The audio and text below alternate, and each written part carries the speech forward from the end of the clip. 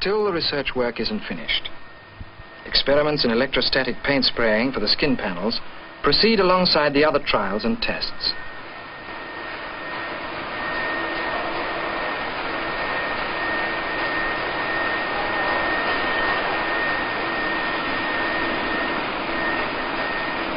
And now, incredibly, we are dealing with the P6 no longer.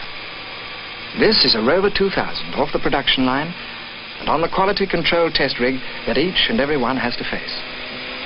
And before you consider the intricacies of the production line, look at the new seats. A third the weight of any existing ones. A factor that makes £20 saving.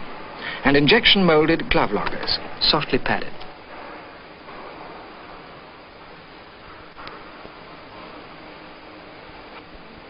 Now the base unit of the motor car is clamped ready for drilling, facing and tapping attachment points for the skin panels and suspension units.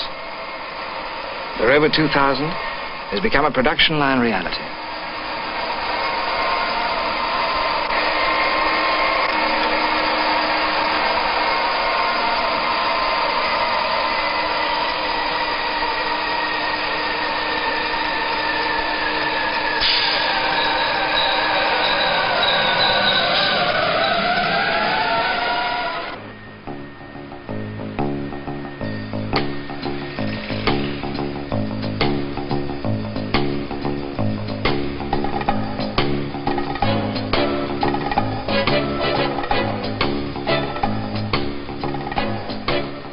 In the brand new paint shop, the whole base unit goes into the paint dip. No spray painting here. The whole unit is submerged. A rare new measure in the fight that at last has conquered rust. Afterwards, it'll simply be tipped to drain. It'll only be 8, 10, 12 years after you've bought your Rover 2000 that you'll even recognize this years ahead benefit, the difference that a process like this makes to a motor car. It's a car with a long, long life ahead.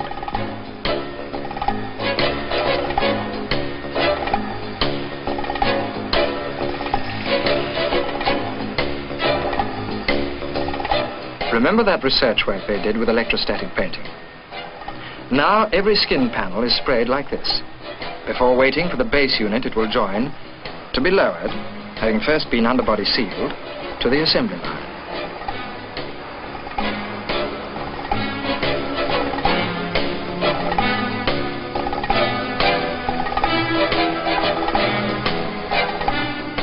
The rear axle assembly swings into position.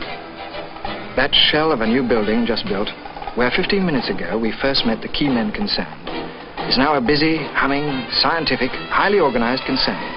A production line conceived and planned and put into operation on principles which make every other production line in existence look a generation out of date.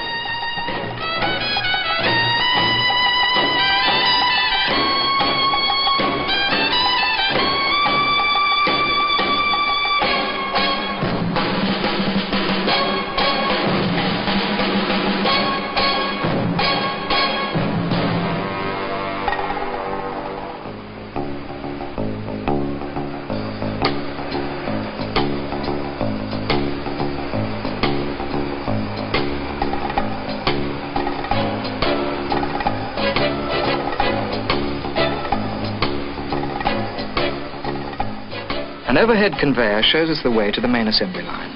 There's something inevitable, something remorseless now, translating all those ideas and dreams and innovations into high-precision engineering reality.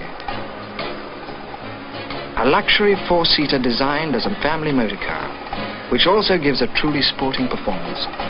A car as economical as it is luxurious is on its way to you, at a price that could never have been realized without the production line planning and the originality based on sound experience which has been pumped into this project through the development years.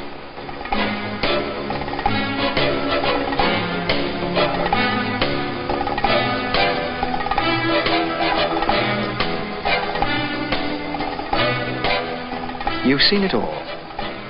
The gear change, and now the radiator block is fitted into the car. That in anybody's language is years and years and years and years ahead.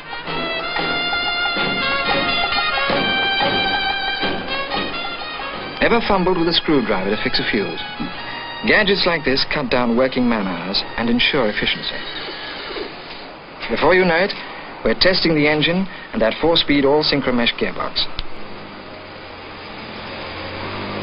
They've schemed things so that you can correct any mechanical shortcomings in this car before ever the skin panels are fitted, so there's no question of damaging the paint. The wings are put on after those searching engine tests.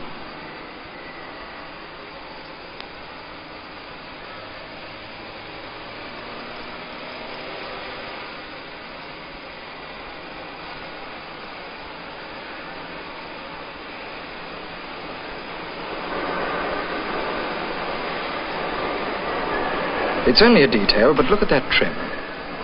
Here really is hidebound luxury. That furnishing will be splendid and crisp when you're too old to enjoy the Rover 2000 to the full.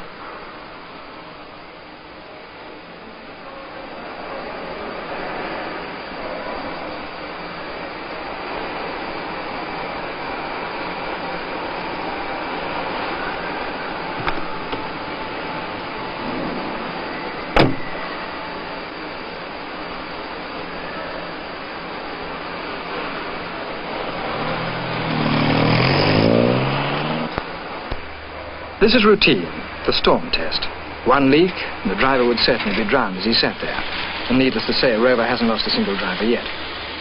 And this might be you, driving your new Rover 2000. But it isn't. We're still testing the motor car of tomorrow. The way, without doubt, Nelson tested out his ideas. In fact, at this stage, it's the other cars on the road that we're testing. We're satisfied with it ourselves, and with good reason. All we want to know now is how the nearest also-rans are matching up.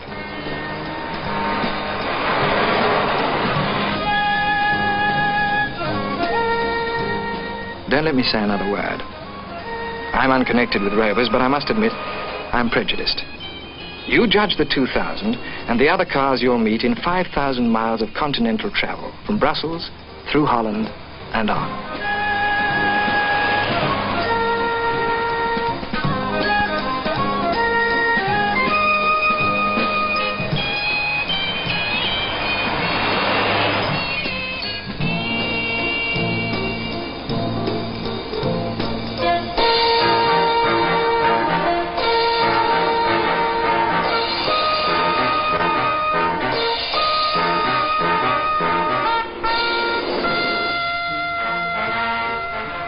No need for any commentary. The Rover 2000 speaks for herself in motoring language.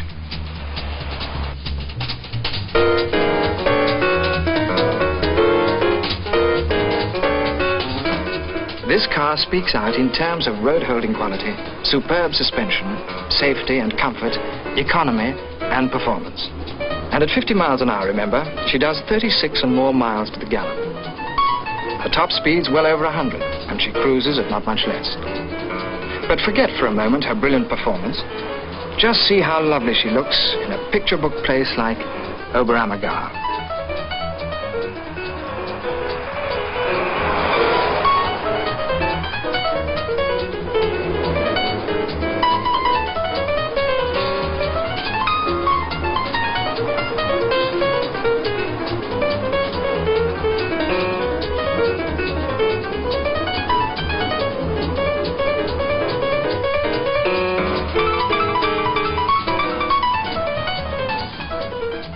Innsbruck, and through the most haunting of French villages.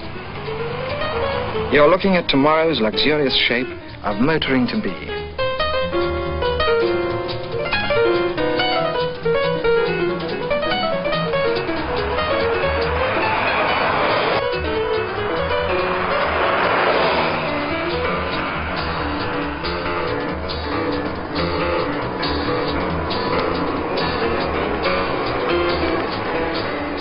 It's a free ride, this, not a test. It's a concours d'elegance, with the Rover 2000 eclipsing the continental ceiling. Where's the discerning motorist who would ever choose anything else?